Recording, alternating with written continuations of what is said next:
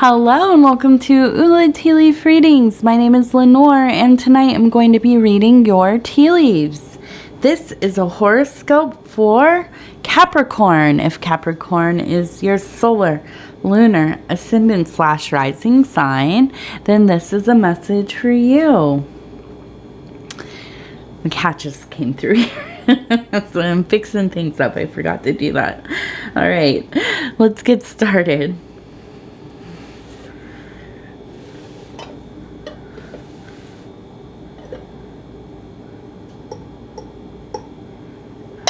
Okay, knock, knock, knock, and let's see, what do these tea leaves have to say?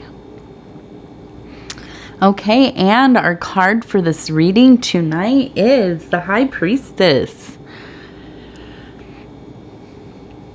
Always a most lovely card, in my opinion, in my humble opinion.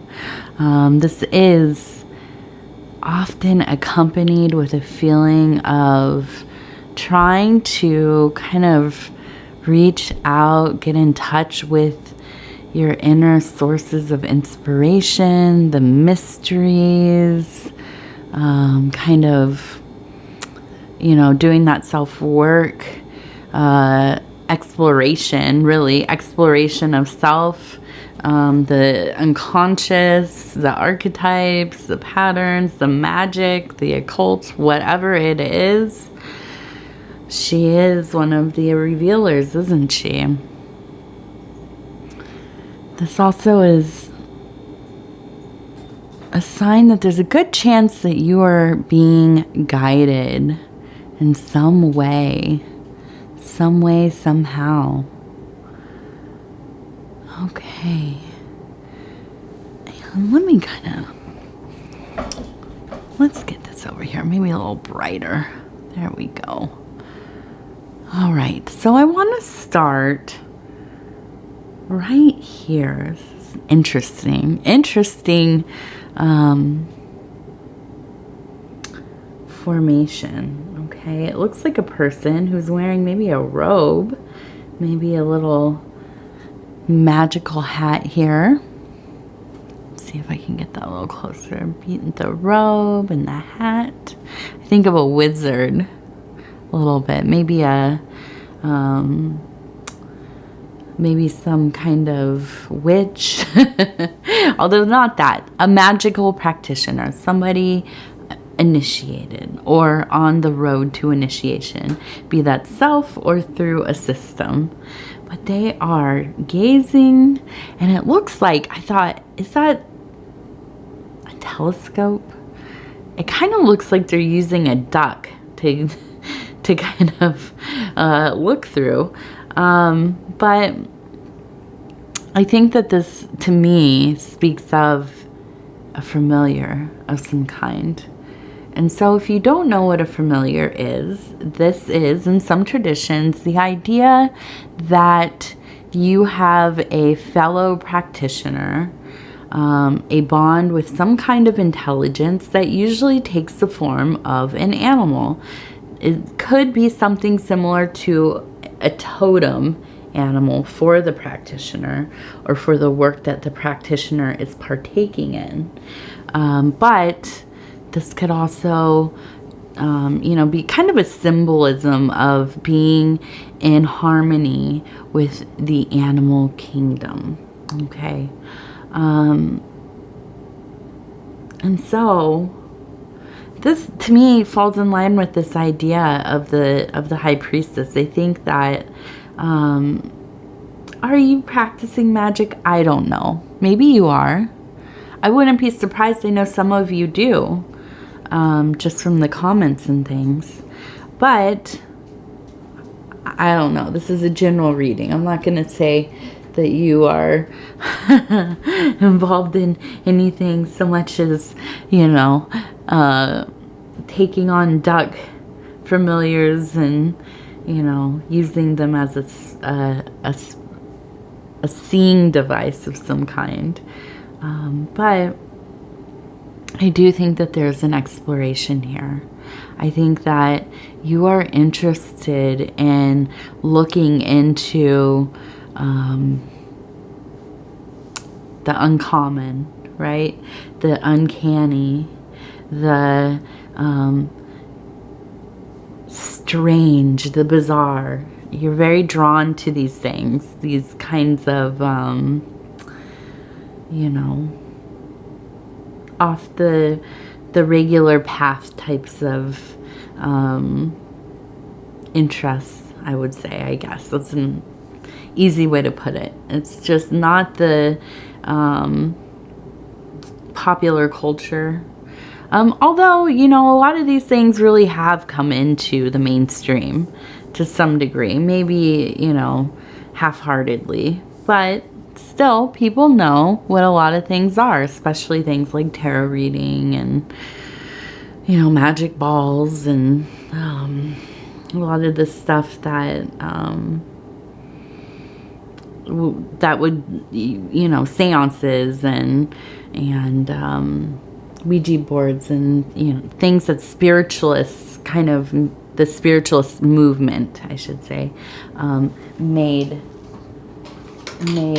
popular. Okay. So, what are you doing with this? What is going on with this?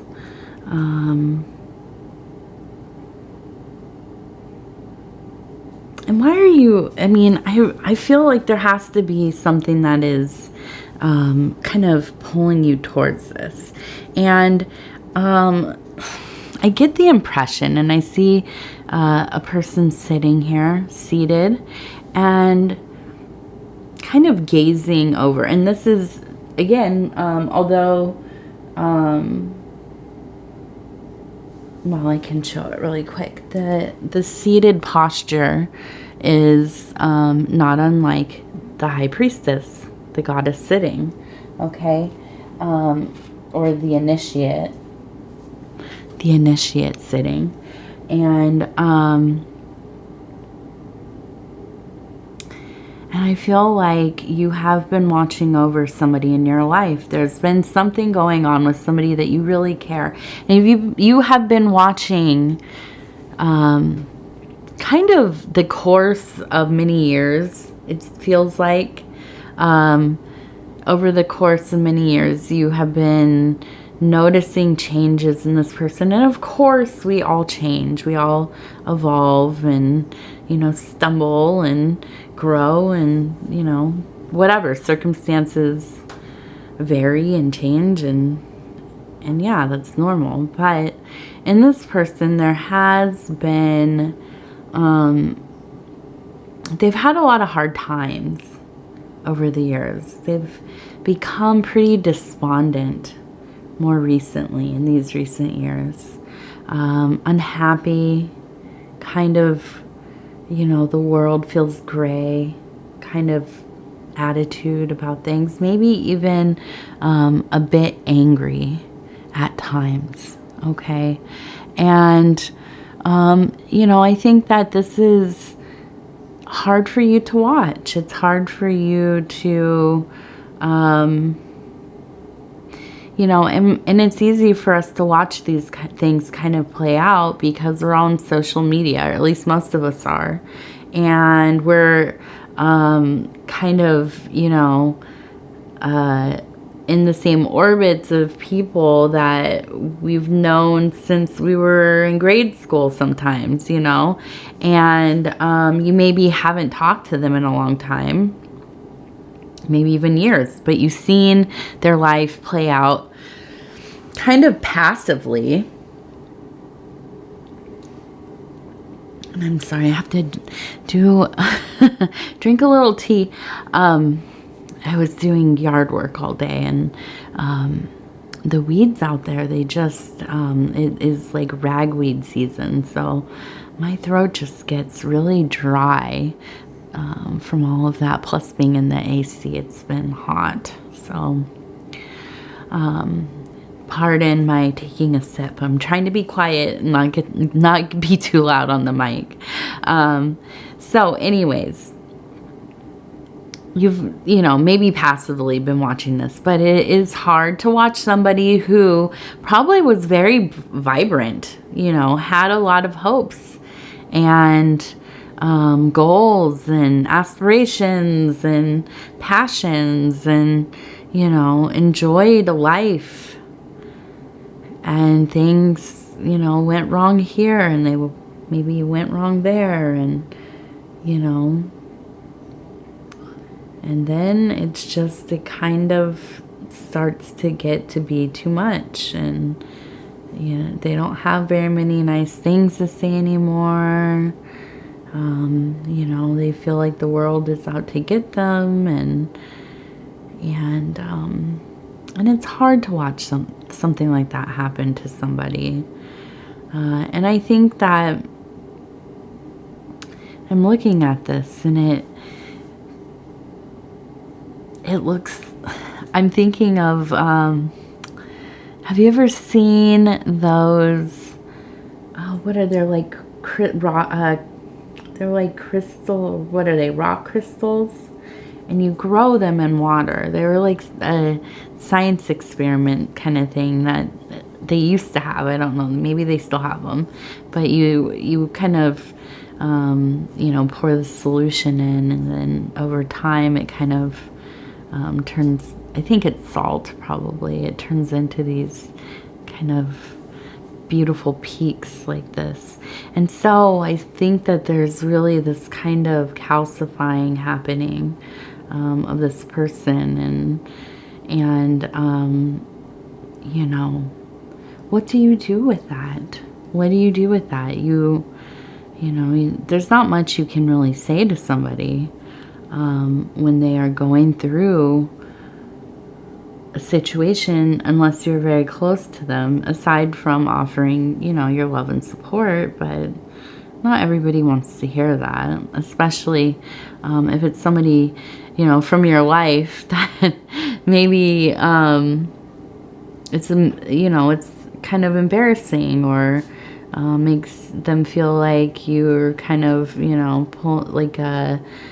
posturing a bit, People, I think, when they're in these delicate places in their life, can feel like somebody is, not lording over them, but, kind of making them feel worse because they are not suffering in that way as well. So I feel like we have, and I'm so interested in, well, we have an anchor, okay, and I want to get back to that, but I feel like we have a bird that's moving, and then another bird here, a person standing here. There's a hole kind of in the chest, and it feels like the bird is coming out of it, and I feel that there's really this sense of,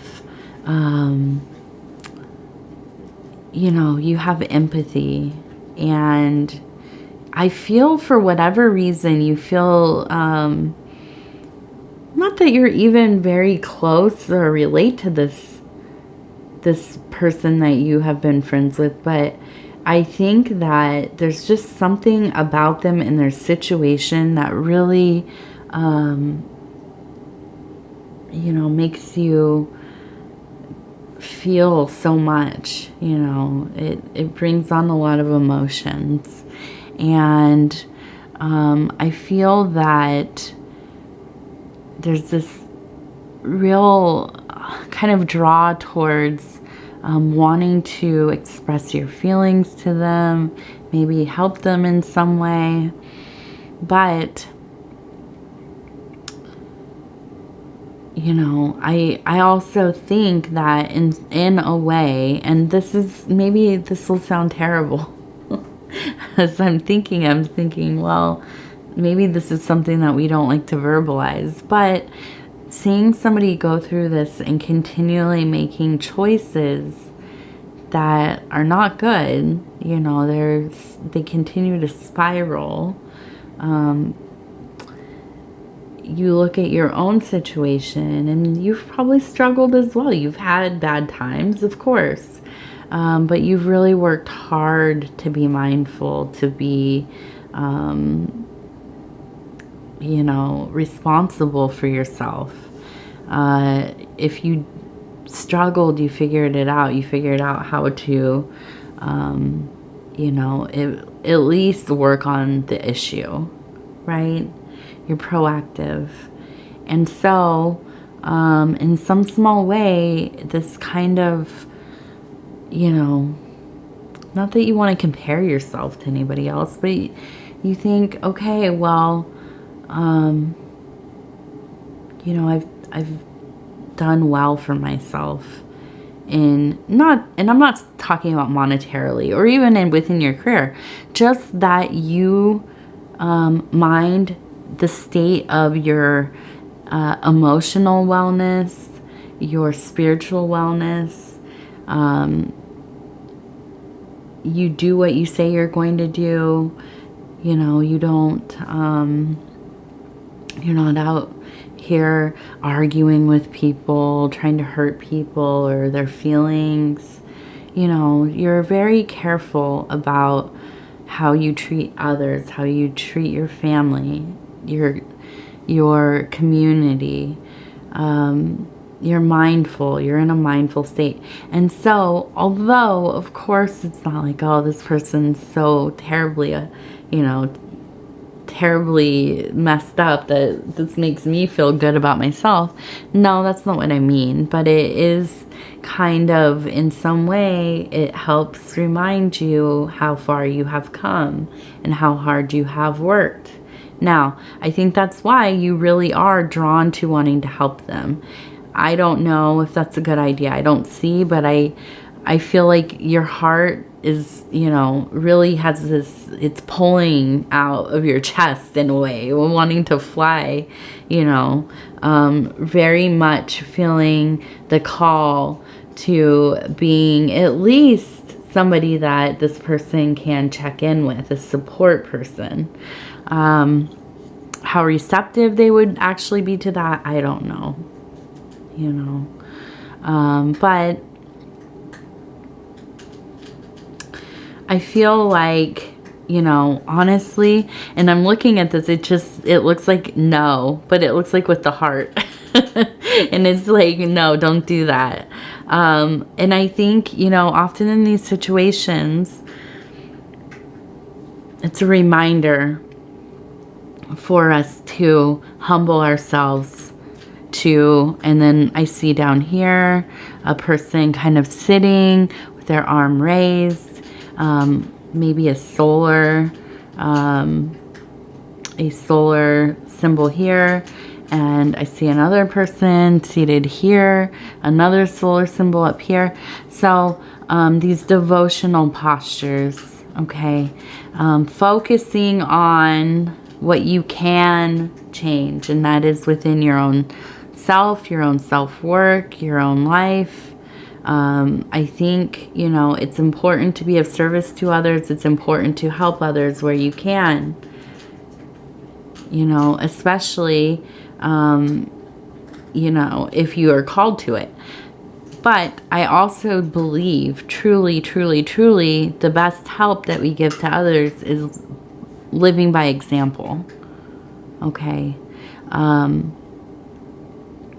I don't think trying to convert people into our own ways of living or thinking or how they behave.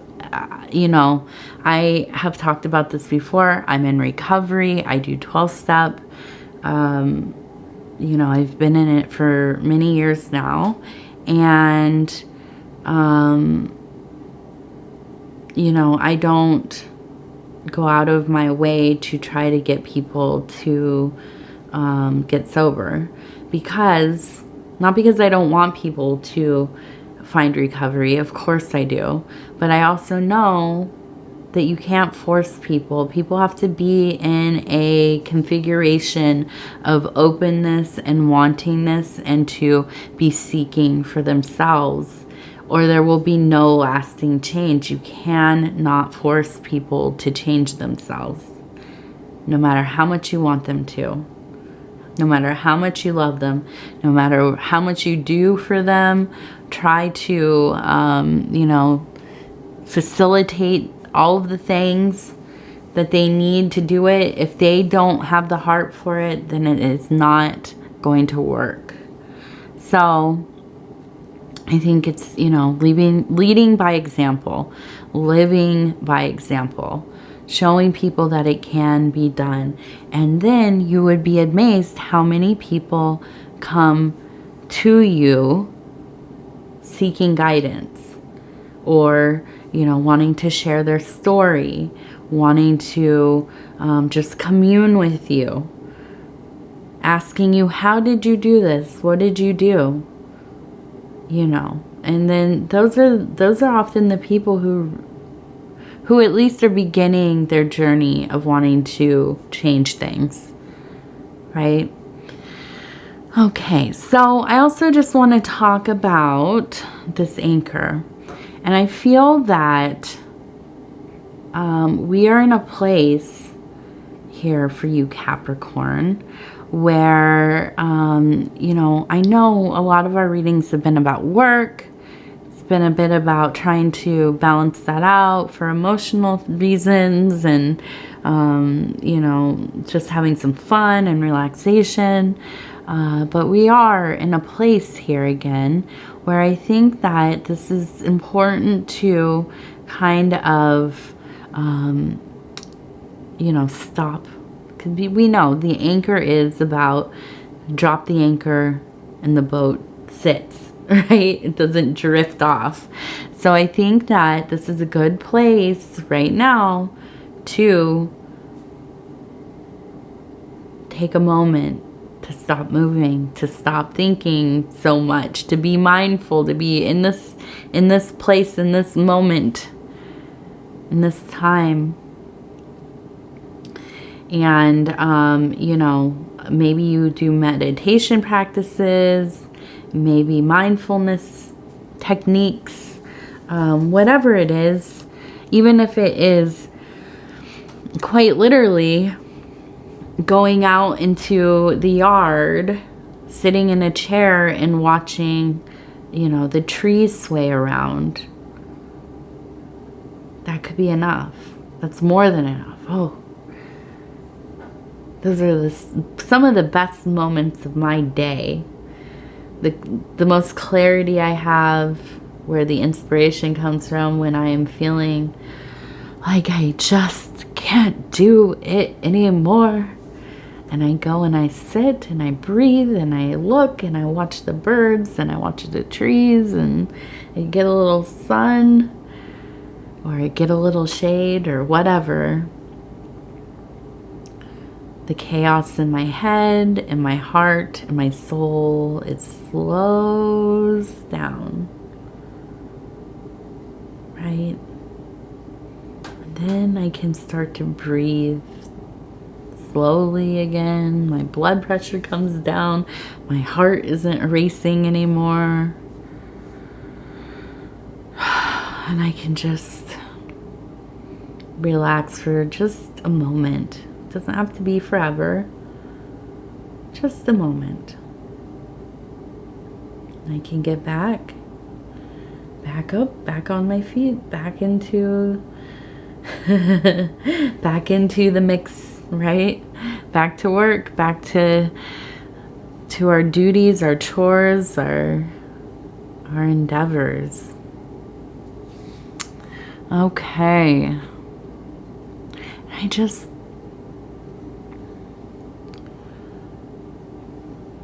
want to say, we have a person riding a horse, I believe. And I just have this feeling that there's a dream cycle happening here. We have people dancing. We have to me, this is so reminiscent of Alpha Omega, although there's not the full Omega, but it will do. And if you don't know what that means, the beginning and the end, okay? And this is related to the divine, to the God, you know, the source, whatever. But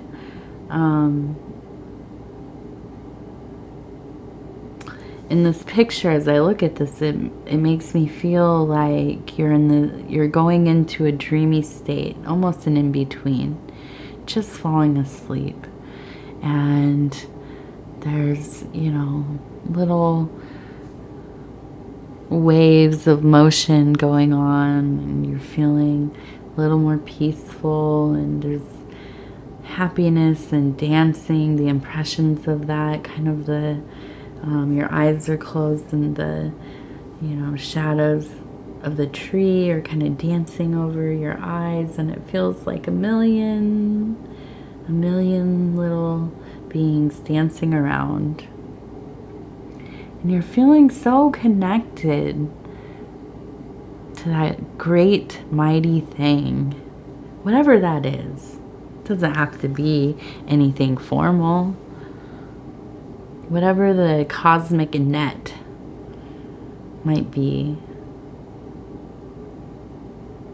whatever the infinite might mean. Maybe it's nothing. Maybe it's everything. Maybe it's both.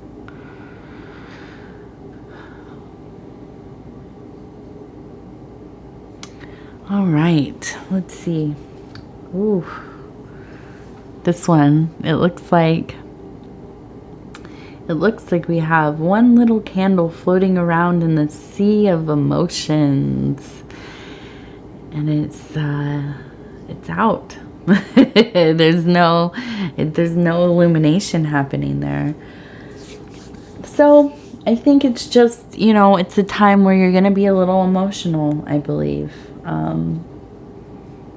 I think that, you know, you have to be aware of not getting swept away by these emotions.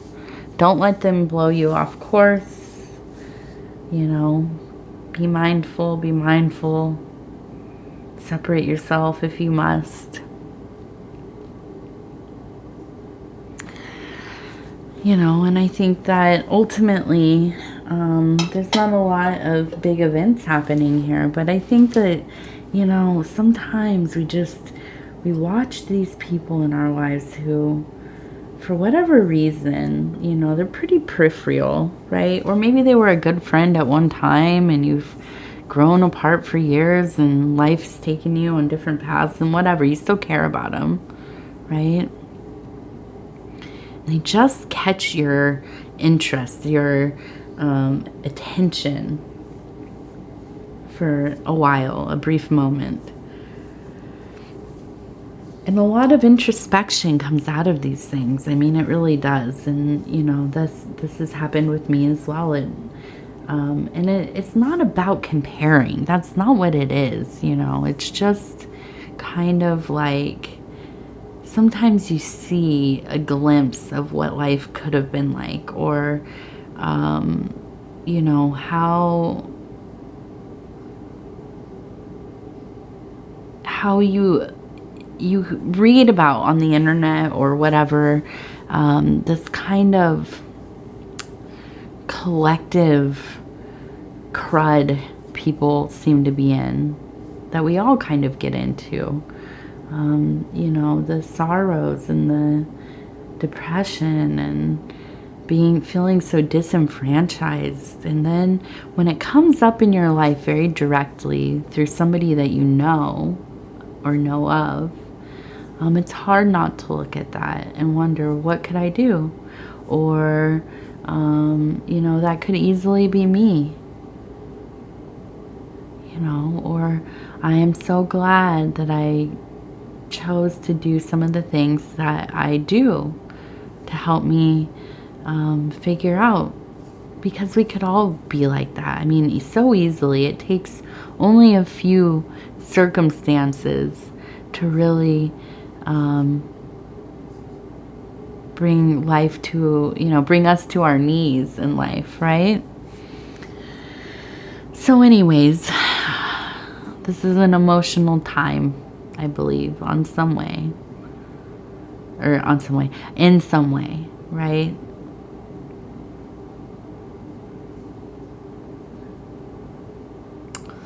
All right, so I want to thank you so much for spending this time with me. It's always such an honor to be able to bring these messages to you. If you'd be so kind as to like the video, it helps us get into the algorithm, and that's helping us grow the channel, and we are. I'm just so thankful to each and every one of you. And if you haven't subscribed, please think about doing that. You can hit the little bell. It'll let you know when the next videos are coming out. Between now and the next Capricorn, you can watch your other placements, your solar, lunar, ascendant / rising, right? The big three. I know some people love to watch their Venus placement because it is so much about love. And then the cross watching. I know some of you are big cross watchers, and I did not know what that was until not that long ago, maybe a couple months ago. But I do support it. So if you're watching for other people, yes, do it. And oh, the comments. Yes. If you want to leave a comment, I love hearing from all of you. I really do. I read all of them, and, you know, sometimes it takes me a day to get back. Like today, I don't even think I've done my comments yet at all today. And usually I try to throughout the day, but when I mow, I do a push mower, and I mow for, it's about, it equals about 5 miles in steps or walking. So I do that, and then I do all the other yard work and gardening and stuff. And then I, on top of that, have a kid that I'm stopping and doing stuff with the whole time. And, going shopping and cooking meals and doing laundry and all the things, so I haven't looked at my comments too much, but the good news is I get to go get in bed pretty soon here, and I will read all of them, and I'll respond to them as well. And that is my treat. All right. So thank you, and we will talk again really soon, Capricorn.